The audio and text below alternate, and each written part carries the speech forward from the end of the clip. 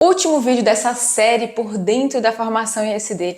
E a gente chega num tema que eu tenho certeza absoluta que é de interesse comum de todo mundo, todos os terapeutas ocupacionais da face da Terra, que é a cereja do bolo, a intervenção. O que eu vou fazer ali com a criança para resolver as dificuldades que ela tem, para tornar ela mais autônoma, mais independente, para promover um desempenho ocupacional, ter os melhores resultados. Quem não quer saber sobre intervenção? E na verdade esse tópico a gente já começou a falar no vídeo passado, quando eu trouxe para você sobre a medida de fidelidade, como criar esse contexto da intervenção, todos os elementos estruturais e também os elementos de processo que guiam essa interação entre terapeuta e a criança ali. Então, se você ainda não assistiu tanto o vídeo 1 quanto o vídeo 2, corre que ainda está disponível e tem muito conteúdo bacana também. Mas falando sobre intervenção, uma pergunta que eu recebo com certa frequência é a seguinte: Samara, que tipo de equipamento eu posso usar para trabalhar com uma criança que tem, por exemplo, defensividade tátil, ou para insegurança gravitacional, ou para aquela criança que tem um controle postural ruim, como é que eu trabalho planejamento motor? E na verdade, essa pergunta de que equipamento utilizar, a gente tem que fazer ela de uma maneira diferente. Por quê? Na verdade, todos os equipamentos, eu preciso transformar isso em terapêutico para as necessidades que cada disfunção sensorial tem. É aquela história que eu sempre brinco assim de a gente não vai tratar gases com Tilenol e dor de cabeça com Luftal. Existe um princípio ativo que foca, que vai direto ali naquela questão, e é isso que a gente vai ter que raciocinar também quando a gente fala sobre as disfunções sensoriais. Não existe um equipamento, existe a forma de usar aquele equipamento. Por exemplo, a plataforma suspensa. Eu tenho que ser capaz de transformar ela em terapêutica para uma criança que tem insegurança gravitacional, para outra que tem defensividade tátil, para outra para trabalhar o controle postural ou a integração bilateral, isso, aquilo. Então não é o que usar, mas sim como usar. Até porque na integração sensorial você já sabe que a gente usa a motivação intrínseca da criança para brincar, e a gente quer que ela assuma a liderança ali na sessão, que ela escolha as brincadeiras, os equipamentos. E aí está o grande desafio da nossa intervenção, que é tornar o que ela escolhe terapêutico. Às vezes não seria a escolha mais lógica que a gente faria ali, poxa, para trabalhar com a criança com defensividade tátil, ela escolheu a plataforma, e aí? E agora, o que eu posso fazer? Tenho que trazer isso, tenho que transformar todos os equipamentos ali em algo terapêutico. Então eu vou começar aqui a mostrar a tela. A gente tem aqui o nosso portal da formação ISD, tá? Eu não vou passar pela retrospectiva das duas aulas, né? A gente já tem o vídeo 1, o vídeo 2, mas hoje eu quero ir direto ao ponto aqui, a partir do módulo 9, que é onde a gente parou, porque tem muita coisa que eu gostaria de falar. Então, o próximo módulo que tem dentro da formação, que é um módulo totalmente novo e muito interessante, é esse de análise das possibilidades e recursos. O que eu fiz aqui nesse módulo, tá? Eu coloquei todos os itens da medida de fidelidade, onde ela traz sobre os equipamentos que tem que estar disponíveis ali no salão de integração sensorial. São 22 tópicos e não são só de equipamentos, mas também tem recursos. Por exemplo, tem uma aba lá que fala uma parte lá que fala de materiais táteis, né? Ou alvos visuais, ou materiais relacionados ao brincar, que estimulam esse faz de conta e tudo, ou materiais que trabalham questões relacionadas a AVD. Então tem muitas coisas aqui, a gente vai apresentando um por um, tá? E eu vou usar aqui um de exemplo, esse aqui, o 7, disco de flexão, para mostrar que a gente gravou tudo dentro do espaço terapêutico e mostrando o que as grandes possibilidades que cada equipamento traz, que cada recurso traz. Eu tô até aqui, vocês estão vendo aí a tela, você tá vendo aqui a tela, mas o interessante é que a gente faz essa análise junto, né? Então, você vai usar um equipamento como esse, que não é muito familiar para a criança, como é que ela resolve subir? Será que ela senta de costas? Será que ela vai de pé? Será que ela sobe de joelhos? A gente vai trazendo tudo isso, né? E aqui, ó que legal, eu mostro o movimento em arco, o movimento em órbita, o movimento axial no próprio eixo, e falo também sobre o uso da mola, porque sozinho esse equipamento ele não permite esse movimento linear vertical, Mas a partir do momento que eu acoplo a mola, ali onde eu estou mostrando, né, a gente tem essa possibilidade de criar mais versatilidade. Então, olha que interessante, ainda nessa aula a gente vai falando sobre o disco de flexor e como que eu posso incrementar essa demanda para a criança de fazer a flexão tônica, porque aqui eu estou justamente mostrando que a base dele é mais rígida, que aqui esse cilindro eu tenho um ponto de âncora para a criança, e aí eu não vou desafiar tanto esse tônus de core, né, de abdômen, tudo, mas a partir do momento que eu inclino isso para trás, que eu vou mostrar aqui também, né, deixa eu passar aqui, a partir do momento que eu inclino essa criança para trás, eu estou aumentando essa exigência dela se segurar e ativar os músculos aqui do abdômen. Então tem várias ideias aqui de uso, de análise de uso e de atividade também. Olha só, a gente tem aqui, dentro desse módulo, plataforma suspensa, o bolster, que é o rolo suspenso, câmara de ar, lycra, trapézio, disco de flexão, tubão, bola terapêutica. Olha quantas coisas tem, a gente vai mostrando cada equipamento, inclusive outros recursos que não estão nessa lista aqui, mas que estão ainda na medida de fidelidade, lá quando a gente fala sobre o ambiente da terapia, como por exemplo o distorcedor, que algumas pessoas chamam de rotador também, que eu vou mostrar aqui no vídeo para você assim que carregar o vídeo. Mas o interessante é que a gente tem realmente um detalhamento grande de como que as coisas funcionam. Então, eu estou mostrando esse distorcedor aqui que é acoplado ao ponto de suspensão, mas a gente tem esse dispositivo separado também, que a gente pode colocar num ponto fixo no equipamento e o equipamento acoplado nele. Então, eu vou mostrando o que acontece, para que serve. Você pode ver com detalhe aqui ele girando, ele tendo esse movimento axial, sem precisar torcer a corda do equipamento. Então, tem muita coisa legal aqui nesse módulo 9. A gente vai fazendo análise de cada equipamento, de cada recurso que a medida de fidelidade traz. Isso traz um caráter prático muito grande para o curso. E aí, a partir do momento que você vê ali o equipamento sendo analisado, sendo utilizado, você já consegue trazer isso para a sua prática clínica. Inclusive, esse é um dos pontos que os alunos da formação eles sempre trazem de feedback, que a gente consegue simplificar a teoria de uma maneira didática, né, descomplicada, e também traduzir teoria em prática. Porque quando a gente morre ali na teoria, muitas vezes o aluno não consegue fazer, né, o terapeuta não consegue fazer essa transposição para a prática clínica. Olha só o que a Daniela tem para falar sobre esse assunto. Está muito nessa busca do conhecimento, assim, sabe? Eu já vi várias vezes, porque não é um conteúdo fácil, né?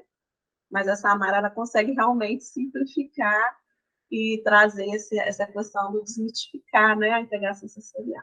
O mesmo que ela coloca uma forma muito mais simples, né, de abordar a temática. Porque, assim, querendo ou não, a gente lê algumas coisas, a gente estuda. Eu cheguei a comprar um livro em inglês, assim, mas aí eu falei assim, meu Deus, é muito complexo.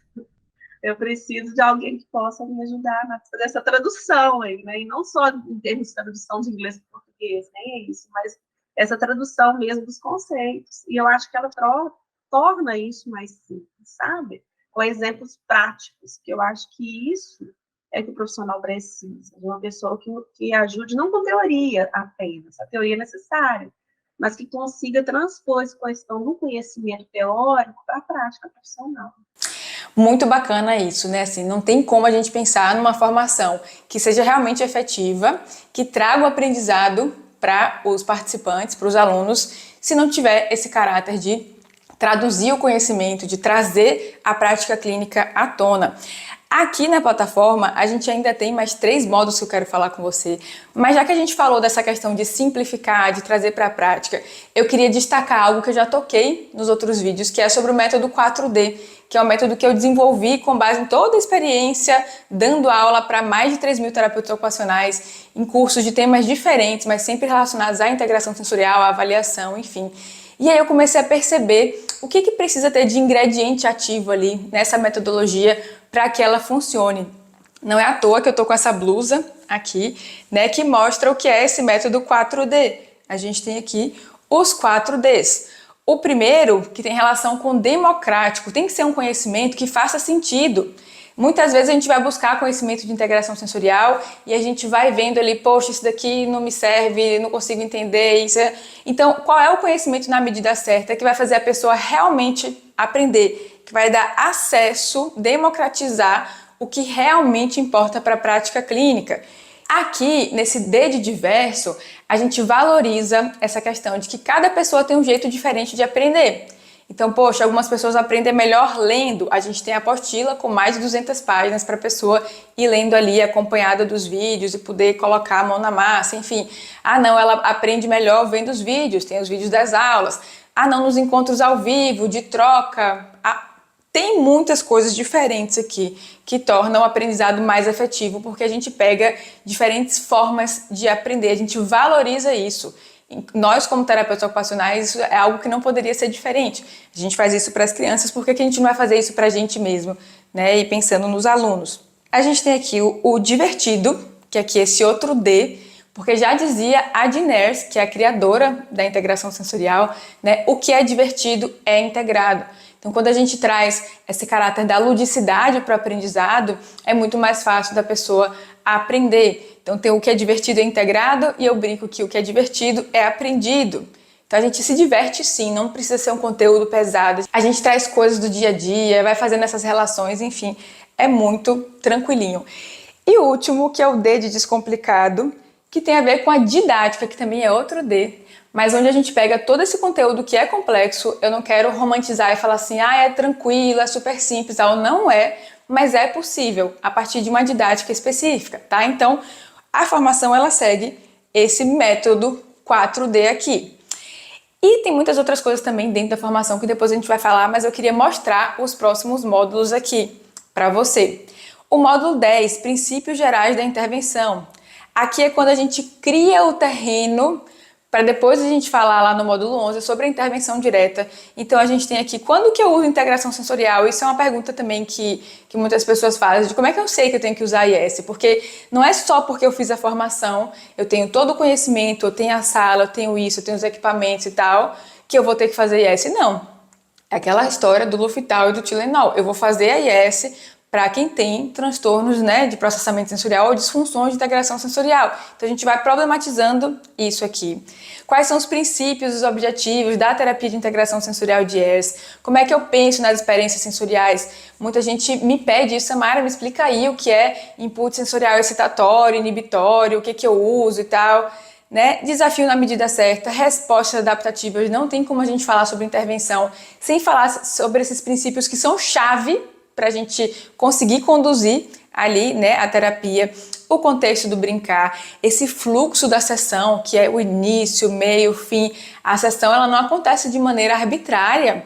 Existem esses espaços de tempo aí divididos dentro dessa sessão que tem relação com preparar ali a criança para os desafios mais diretos e depois também no final essa questão da transição para a hora de dar tchau. Então tem todo esse fluxo aqui, que não é uma coisa definida, começo, meio, fim, com atividades definidas, mas com princípios de fluidez, digamos assim, né, desse fluxo definido. E os sinais de alerta, de quando a criança está perdendo o controle ali, sinais de alerta tanto de sistema nervoso autonômico, quanto dos sinais comportamentais. Então a gente cria esse terreno aqui para vir para o módulo 11, que é um módulo assim, estrelinha.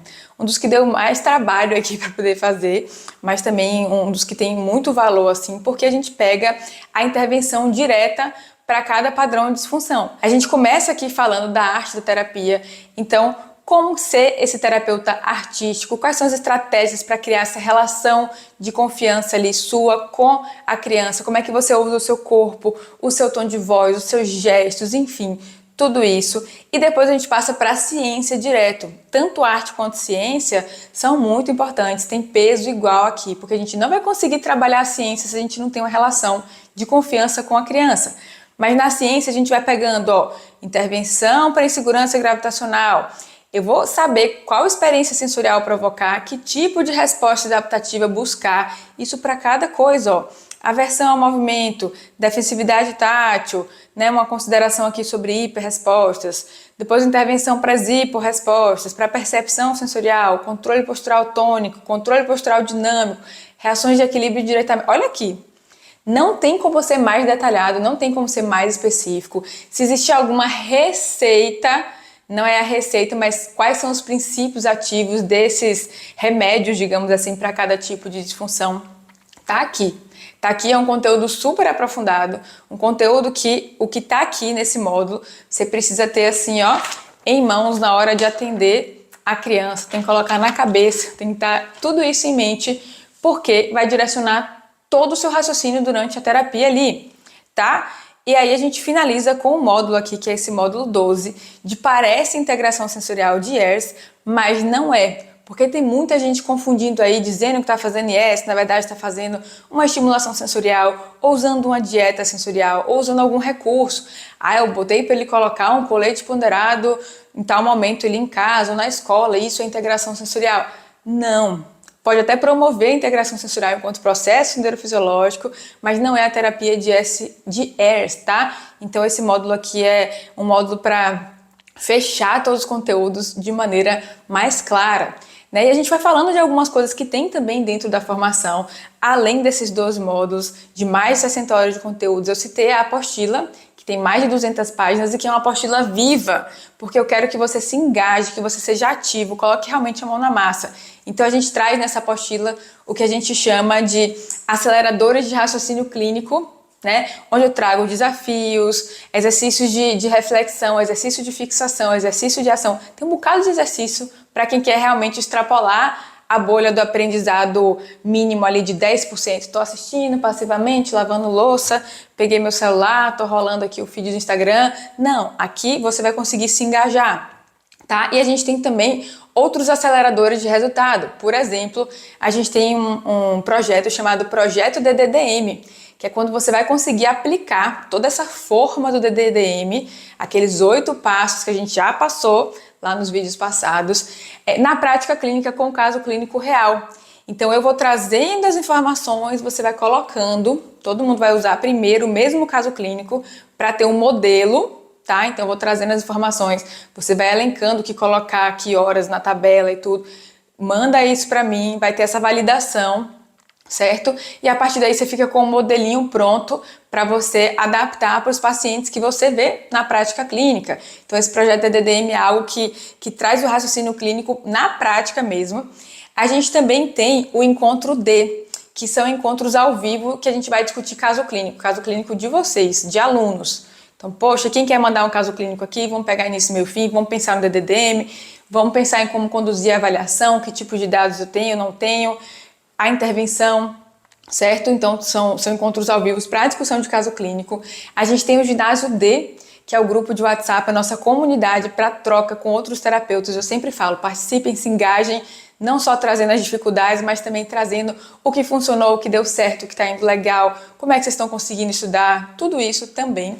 Tá? E a gente tem uma coisa muito bacana, que é a caixa de ferramentas do terapeuta ocupacional, onde a gente tem modelos, guias, né, de referência já prontos para que você consiga transpor para a prática clínica muitas das coisas que a gente vai trazendo durante as aulas. Então, por exemplo, quando a gente fala de avaliação, a gente tem ali um modelo de anamnese, com perguntas que você pode fazer, né, para criar essa coleta de dados em formato de entrevista ali com a família, de maneira mais robusta, dados que fazem sentido, que acrescentam para o raciocínio clínico. A gente tem, na hora de fazer um relatório, lá na medida de fidelidade, quais são os componentes que tem que ter no relatório. Eu trago isso para vocês também. Os equipamentos que tem que ter ali, segundo a medida de fidelidade. Um glossário de itens. Às vezes a gente quer explicar o que significa esquema corporal, o que significa nível de alerta, nível de atividade. Então a gente vai trazendo esse glossário de itens também. Enfim, tem vários recursos aqui de caixa, de ferramenta para que você possa traduzir teoria em prática e já colocar a mão na massa. Então, por hoje é isso, tá? Isso é o que tem dentro da formação ISD. Tudo isso foi criado com muito carinho, com muito cuidado, com muito estudo, muita pesquisa, muitos livros aqui, artigos científicos, enfim, fora toda a experiência clínica também, para que você consiga ter segurança, ter confiança na hora de atender e não ter que ficar nessa rotina insana de atendimentos, não sei quantos por dia, isso, aquilo. Eu não quero ninguém adoecendo, eu quero todo mundo com qualidade de vida, porque a gente não pode promover qualidade de vida para outras pessoas em detrimento da nossa própria, tá? Então, eu te vejo dentro da formação para aproveitar tudo isso que você viu nesses 3 vídeos. Até lá!